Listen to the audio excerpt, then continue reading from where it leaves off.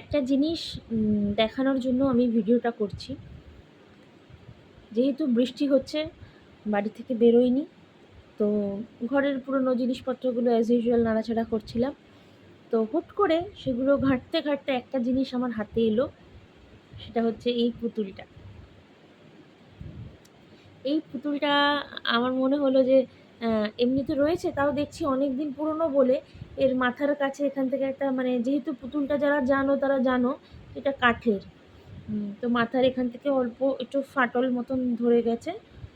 আর একটুখানি কাঠটাও মানে ওয়েদারের জন্য একটু কেমন হয়ে গেছে। তো আমি ভাবলাম এই পুতুলটা তোমাদেরকে দেখাই। কার কার মনে আছে এই পুতুলটার কথা ছোটোবেলাতে?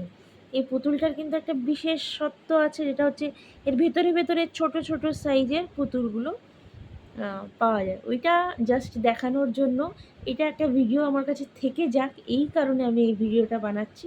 আর যাদের যাদের মনে আছে তারা, মানে আমার মনে হয় এই ব্যাপারটার সঙ্গে বেশ ভালো কমিউনিকেট করতে পারবে, তাই জন্য আমি এটা খোলা স্টার্ট করছি। হ্যাঁ, এই হচ্ছে একটা পার্ট, মানে এইরকম ছিল। আমি খুললাম এটা, তাহলে একটা বেরিয়ে গেল। দেখো, এটাই আমার খুব মজা লাগে। এরপরে একেও খুলে ফেলবো।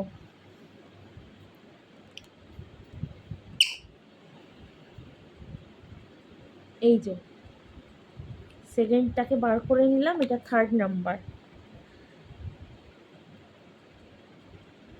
থার্ড নাম্বারের পরে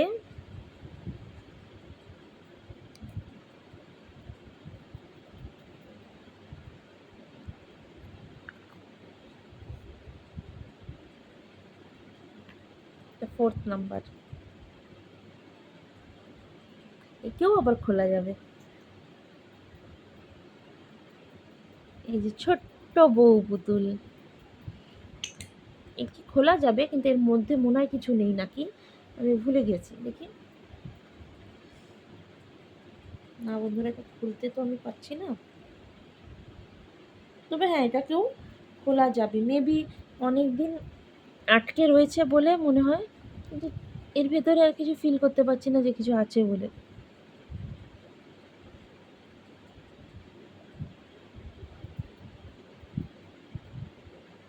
তো এটা আমার ছোটোবেলার খুব একটা সুন্দর স্মৃতি, আমার খুব ভালো লাগে। আমি এটাকে আলাদা করে সরিয়ে রেখে দিয়েছি। এটা দুটো সেট হয়, মানে একটা মেল মেল একটা ফিমেল, এরকম দুটো পুতুল হয়।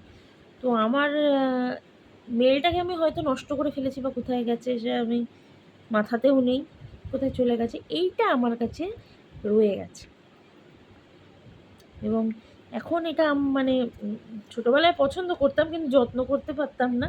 এখন আমি এটাকে বেশ যত্ন করে আমি সরিয়ে সরিয়ে রেখে দিই, কারণ এই পুতুলটা আমার খুব ভালো লাগে।